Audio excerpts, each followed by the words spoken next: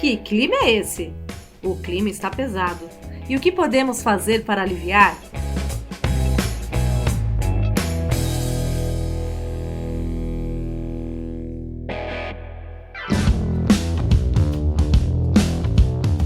Olá, sejam muito bem-vindos e bem-vindas ao Que Clima é Esse? O podcast que fala sobre as mudanças climáticas que já estão acontecendo e como elas impactam o nosso cotidiano. Afinal, por que estamos passando por esse climão em várias áreas? Contaremos com a experiência e os relatos da equipe do projeto Semeando Água, uma iniciativa do IP, o Instituto de Pesquisas Ecológicas, patrocinado pela Petrobras, por meio do programa Petrobras Socioambiental, e a presença de convidados que entendem muito do assunto. Mas aqui, nós não falaremos apenas dos problemas, mas também de soluções que já estão sendo praticadas por pessoas, organizações e empresas, e também o que podemos fazer para aliviar essa crise socioambiental. E neste episódio, falaremos sobre o desenvolvimento econômico, o quanto a mudança do clima pesa no bolso, dá para dar um valor para a água e como produziremos sem ela, quanto custa uma floresta e quais os prejuízos trazidos por sua destruição. Investir no meio ambiente é evitar custos futuros. E para falar sobre isso, temos aqui conosco hoje a Simone Tenório. Ela já passou por aqui, se você se lembra bem, em um episódio anterior. A Simone é bióloga, pesquisadora do IP e coordenadora de Desenvolvimento Econômico Territorial e Políticas Públicas do projeto Semeando Água. Simone, seja muito bem-vinda novamente ao Que Clima é Esse? Olá, Gustavo. Muito obrigada. É novamente um prazer, a gente estar aqui falando de temas tão importantes e relevantes que nem sempre são tão bem considerados pela sociedade. Então, esse momento é muito importante para todos nós.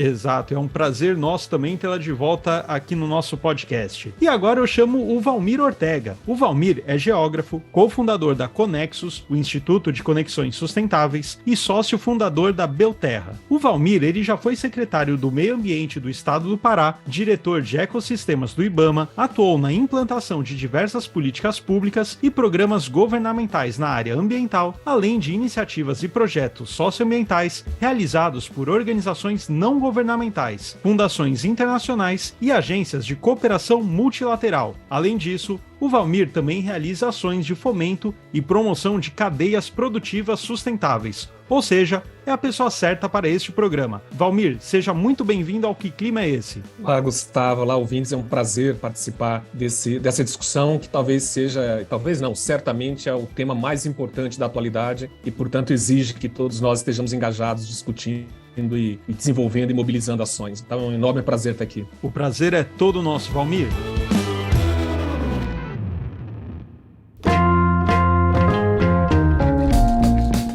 Bom, Simone, começando por você já compartilhou um pouco da sua trajetória em um dos episódios anteriores, então eu vou direto para o primeiro pedido, do programa. Eu gostaria que você explicasse melhor o que significa desenvolvimento econômico territorial. Bom, Gustavo, o desenvolvimento econômico numa área dessas é extremamente importante, tem que ser muito bem pensado, porque ele tem que ter como identidade essa riqueza, que é a água, que é um dos maiores sistemas de abastecimento de água do planeta. Então, a gente não pode desconsiderar que os impactos do desenvolvimento local, eles estão estratégicos. Se eles não forem bem pensados, a gente vai impactar na manutenção desse sistema, e isso vai ter uma perda importante, porque isso impacta a economia local e a economia do Estado. São 7,6 milhões de pessoas que dependem dessa água, isso representa 25% da população do Estado. Você imagina o porte, do prejuízo e a importância que tem a gente pensar muito bem como é que isso tem que ser feito. Perfeito, Simone, muito obrigado. Agora a bola está com você, Valmir.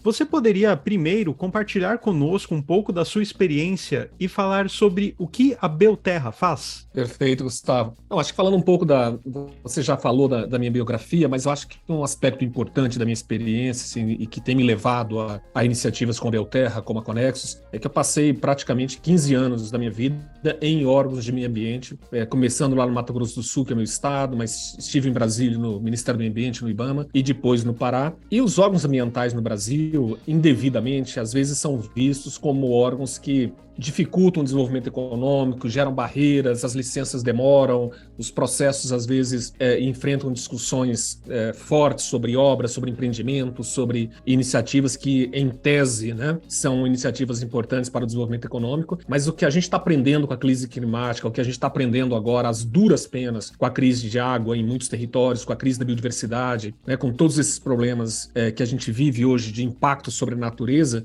é de que, de fato, a gente passou muito tempo olhando para o desenvolvimento econômico como se fosse uma trajetória linear. Eu vou consumindo os recursos, vou transformando esses recursos em riqueza, como se esses recursos fossem infinitos, como se a gente tivesse 2 ou 3 planetas terras de estoque e que eu posso ir queimando esse daqui e no futuro eu consumo os próximos planetas. A gente não tem planeta reserva, né? A gente não tem um planeta de estoque. Esse aqui é o único planeta que nós podemos explorar, pelo menos nas próximas gerações, né? Quem sabe o futuro, mas de qualquer forma a gente está hoje às duras penas descobrindo que os recursos naturais são finitos, que as atividades econômicas geram impactos e externalidades, né, que são esses impactos negativos sobre a natureza, que acaba que toda a sociedade tem que pagar, e portanto, para resolver a crise climática, para resolver a proteção de água, biodiversidade, recursos que são vitais para a vida no planeta, nós precisamos cada vez mais reorientar os nossos modelos de desenvolvimento econômico e promover atividades que sejam capazes de compatibilizar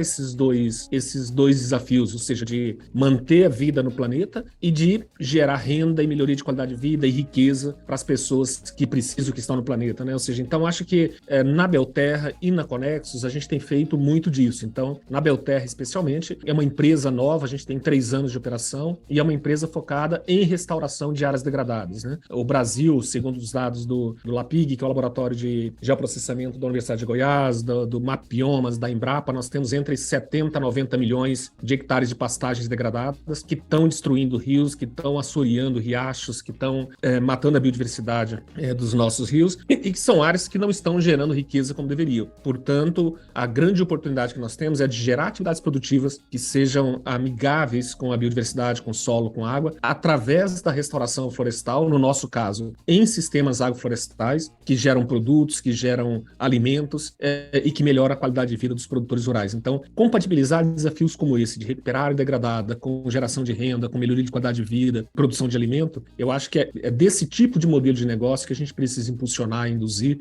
Isso pode acontecer em qualquer campo da economia, mas no caso da Belterra, a gente está mirando o uso da terra, que é talvez o desafio mais relevante para o tema climático no Brasil, né? Perfeito, Valmir, muito obrigado. Trabalho importantíssimo aí da Belterra. E pegando esse gancho, Simone, jogando a bola para você poderia nos explicar como que retornam os investimentos que são feitos em conservação e aproveitando, se puder complementar falando sobre o que é bioeconomia e também o que são custos evitados? Só um ganchinho aí com a fala do Valmir, que o trabalho da Belterra, né, ele é um super exemplo quando a gente pensa na questão dos novos negócios, né? Como exemplo de negócios, pensando no setor empresarial. Porque quando a gente faz isso, né, no escopo ambiental, muitas vezes isso não é considerado. Então, esse é um grande exemplo, né, de bioeconomia, por exemplo. Então, você me perguntou como explicar os retornos, né, como retornam os investimentos.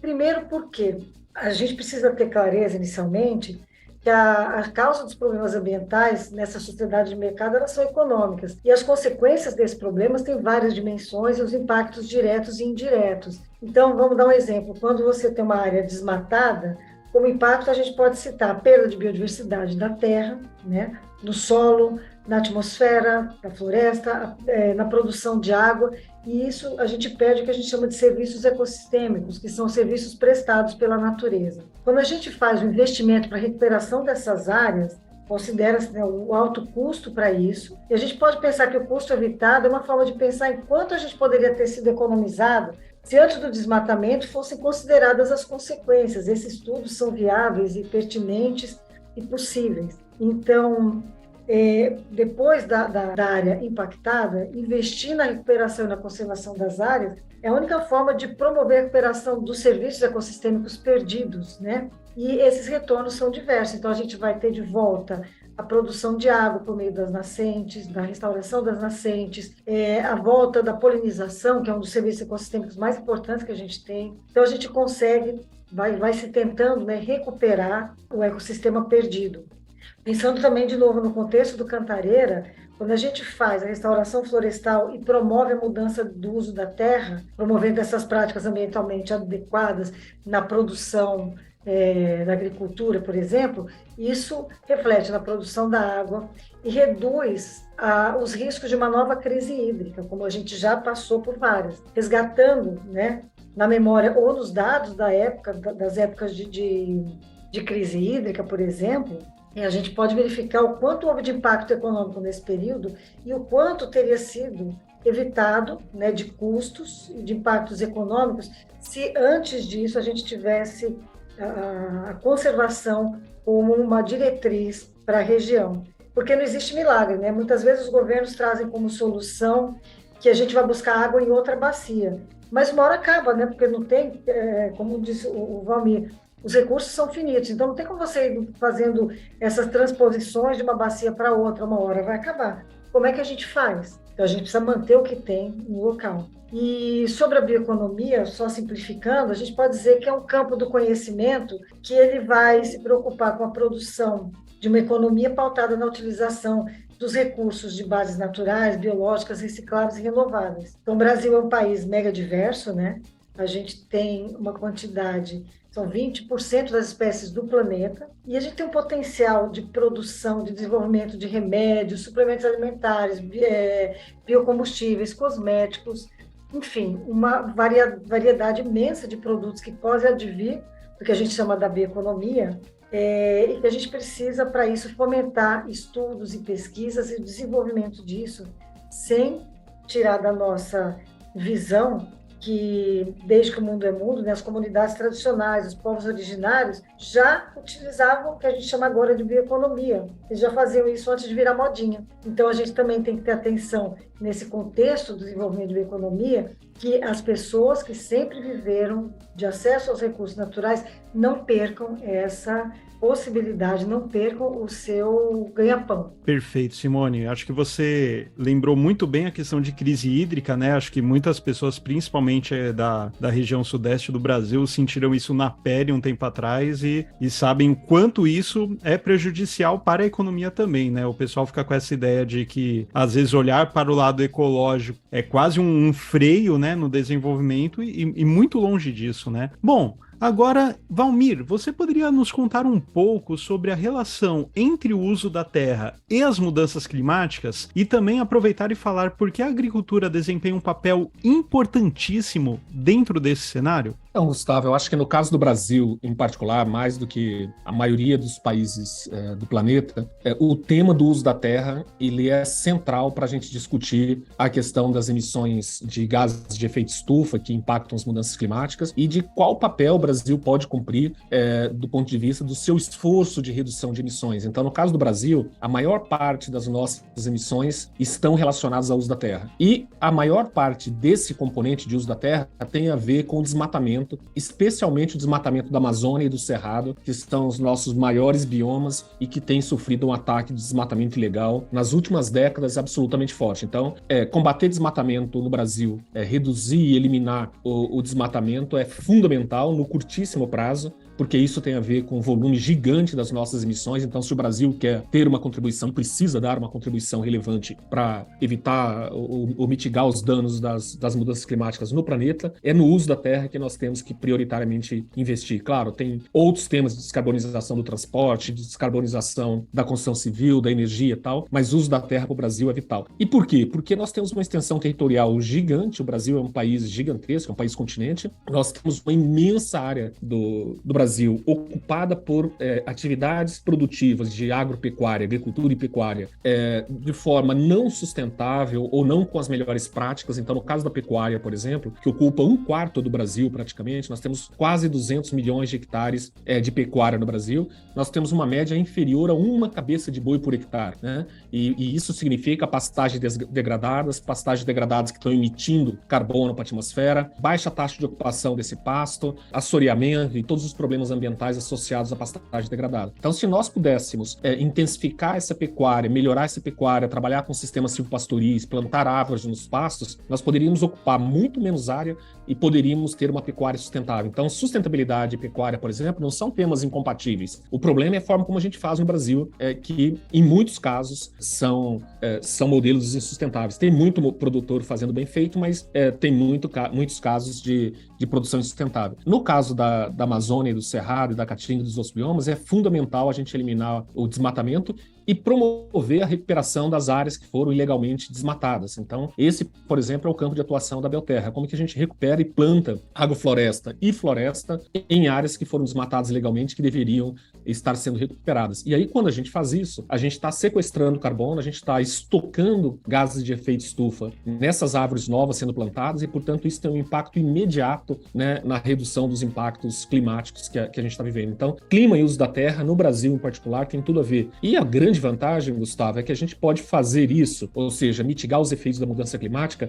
melhorando a nossa produção de alimento, produzindo mais alimento, produzindo alimentos mais saudáveis. Então, esses temas não são incompatíveis. A gente não precisa abrir mão de ter alimento saudável, de alimentar a população, de melhorar a qualidade de alimento no Brasil, porque a gente pode produzir em menor área, de forma mais sustentável e reduzindo emissões de gases de efeito estufa. Então, esses são os desafios que estão à nossa frente, né? Perfeito, Valmir. Então, só para deixar muito claro, às vezes até para que o produtor aumente a sua produção, não é necessário aumentar o desmatamento, e sim otimizar o campo que ele já tem, né? Ou seja, produzir mais, inclusive com menos espaço, correto? É exatamente isso, Gustavo. No caso da grande maioria dos produtores brasileiros que têm áreas de pecuária em suas propriedades, a gente pode melhorar e intensificar essa pecuária, que significa colocar mais cabeça de boi no mesmo hectare, com pastagens melhoradas. Pastagens melhoradas, elas estocam carbono.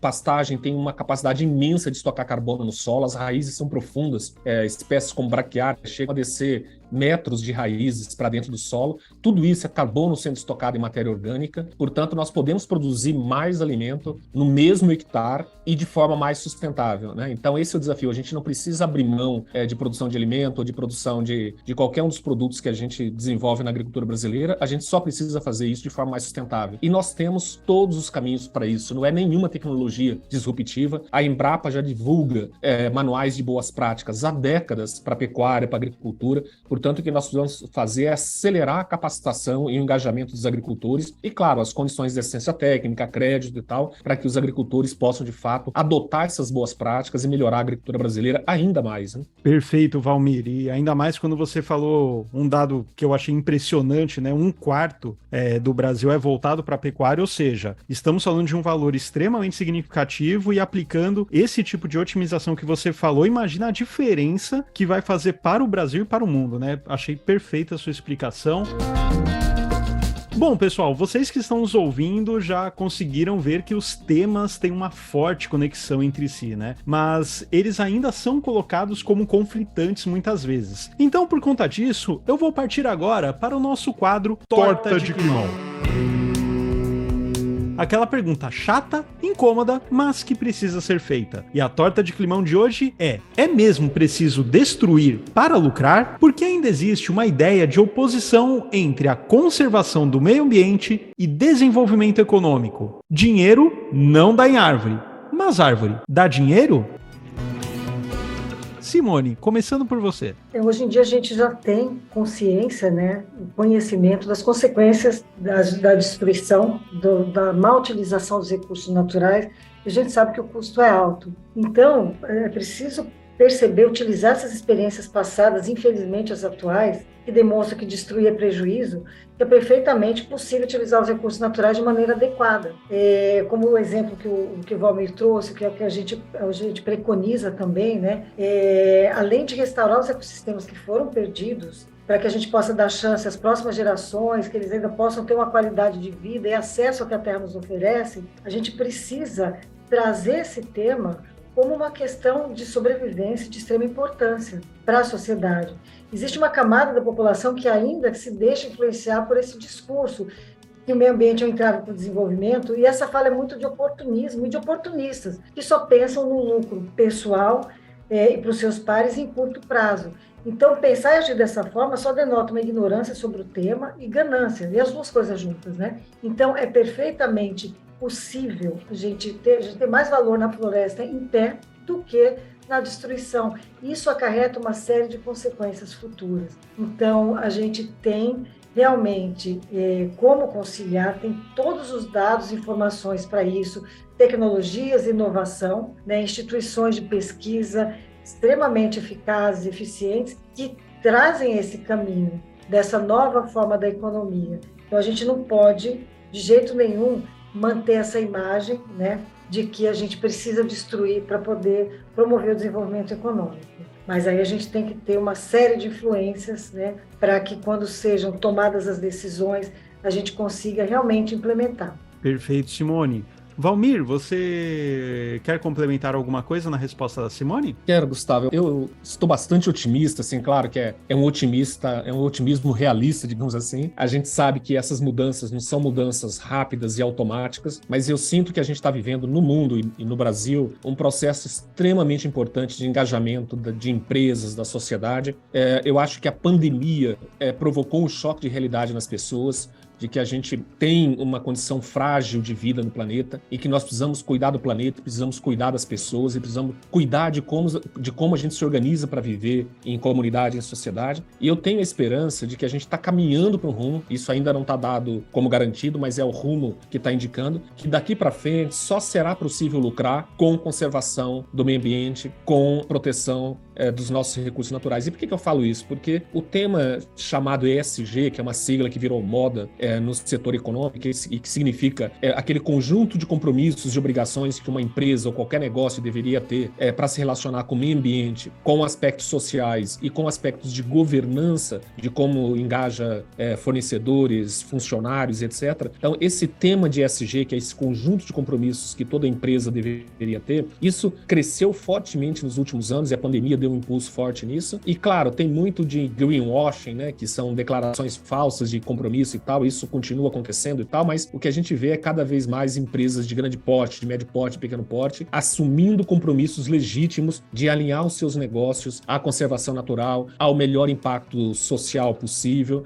né, e à melhor relação com trabalhadores e fornecedores possível. Então, eu acho que esse caminho de reorientar os negócios, né, para gerar impacto positivo no planeta está acontecendo, não é rápido e não é gratuito, mas eu acho que é um caminho que a sociedade global está impulsionando e que eu espero que a gente, inevitavelmente, trace ele para que a gente possa, de fato, equilibrar desenvolvimento econômico com conservação do planeta, né? Perfeito, Valmir.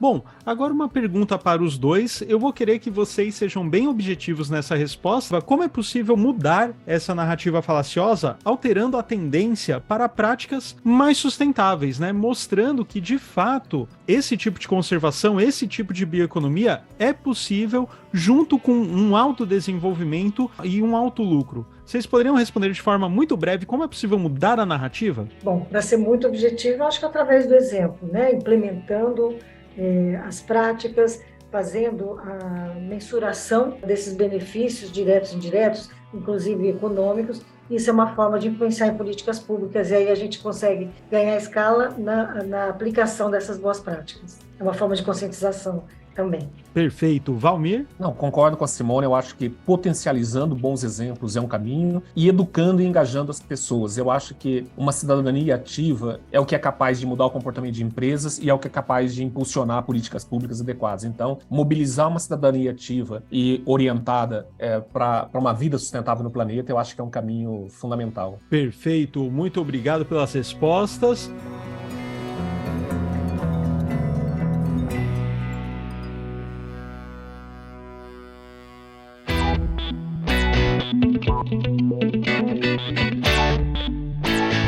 Bom, pessoal, nós já falamos aí dos problemas, como os problemas podem ser contornados, mas agora vamos falar do que está sendo feito na prática hoje. Por isso, rumamos para o último bloco do programa, que é o quadro Tá Pintando um Clima,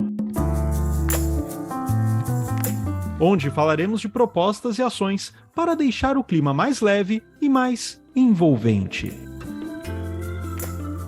E começando por você, Simone, no caso do sistema Cantareira, o que o projeto Semeando Água está fazendo para trazer desenvolvimento a uma região rica em recursos hídricos? E a segunda parte da pergunta é, isso pode servir de exemplo para outros lugares? Acho que eu falei muito de problemas, mas eu também, assim como o Valmir, eu sou otimista, né? Eu não desisto nunca e jamais. Dentro do projeto Semeando Água, né, a gente tem 8 municípios que compõem o sistema Cantareira. Então, o que nós fazemos na prática, né, a gente tem estratégias integradas, mas nesse caso a gente realiza o planejamento das propriedades rurais usando a tecnologia, com drones, mas mapeando, né, criando um mapa das propriedades e de maneira participativa, considerando o desejo do produtor aliado às possibilidades de ganhos econômicos. Então, a gente vai trabalhando ali junto nessa organização da propriedade. As ações de restauração florestal também, né, e a recuperação de nascentes, por si só já contribuem com os sistemas produtivos, com o desenvolvimento, porque ela promove a resiliência do sistema.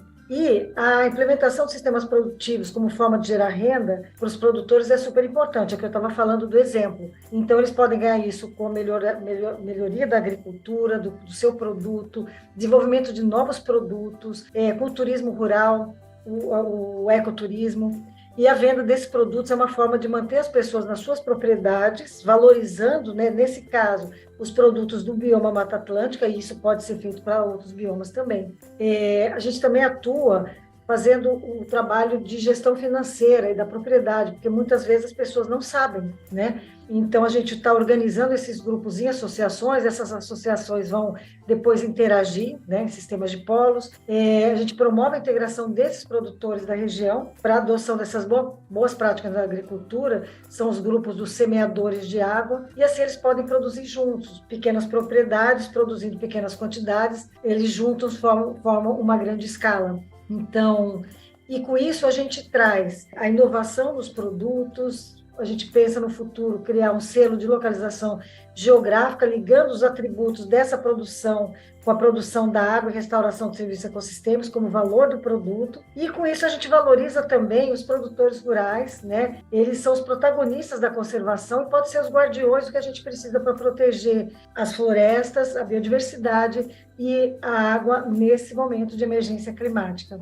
Então, isso tudo junto pode influenciar na mudança da mentalidade de consumo e trazer de volta os conhecimentos dos sabores, né, que foram esquecidos com a valorização dos produtos da floresta, né, e dos sistemas florestais, com a produção dos alimentos saudáveis, sem utilizar agrotóxicos. Então, é assim que a gente vem atuando, com muita alegria, com pouca dificuldade, mas com muita esperança que isso vai ser um bom exemplo. Perfeito, Simone. Excelentes ações. Eu confesso que eu fiquei um pouquinho mais otimista agora também, assim como vocês, me deu um pouquinho mais de esperança. Então, muito legal essas ações. Agora, Valmir, passando a bola para você, o que você elegeria como boas práticas e exemplos de ações que estão sendo realizadas, mostrando que o relacionamento entre o desenvolvimento econômico e a conservação do meio ambiente, de fato, só tem futuro através da conciliação? Perfeito, Gustavo. Acho que assim, tem muita iniciativa individual e super relevante acontecendo, então eu pessoalmente conheço milhares de produtores, agricultores que estão promovendo iniciativas bem relevantes, mas eu acho que um aspecto importante é olhar para essas iniciativas coletivas, né? Então, iniciativas de organizações sociais como o IP impulsiona em territórios, organizando dezenas, centenas de agricultores e produtores para adotarem práticas sustentáveis, iniciativas de cooperativas e associações de produtores, na Conexus, por exemplo, o nosso foco de atuação é trabalhar com cooperativas de pequenos produtores, reorientando o processo produtivo, reorganizando e tal. E no setor privado, de uma forma geral, do ponto de vista dos negócios, a gente tem visto muita startup, muito negócio novo, como Belterra, nascendo. Então, hoje, na própria Belterra, a gente tem uma iniciativa que a gente mobiliza 25 empresas similares à Belterra, empresas que estão buscando negócios regenerativos em agricultura, em floresta, para que a gente crie uma comunidade de aprendizado, de troca de experiência entre esses empreendedores, para que a gente ajude a criar um campo de negócios regenerativos e de floresta no Brasil. Então, eu acho que essas iniciativas envolvendo empresas, envolvendo sociedade civil, envolvendo produtores, são vitais para a gente dar escala e velocidade nas transformações que a gente precisa fazer. Perfeito, Valmir.